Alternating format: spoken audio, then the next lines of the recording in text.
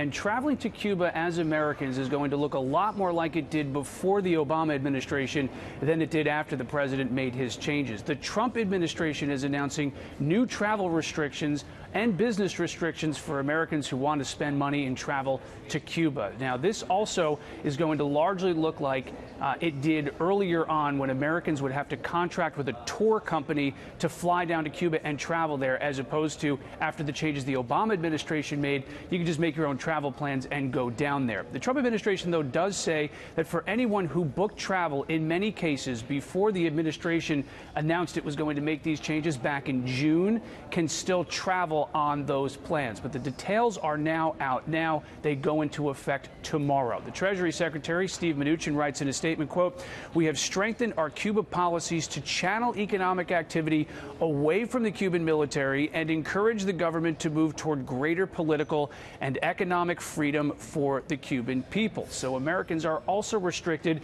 from booking travel to some 30 different hotels in the Havana area, some 150 businesses in Cuba on top of that. There are also restrictions for American businesses down there. Some are being exempted because of these rules.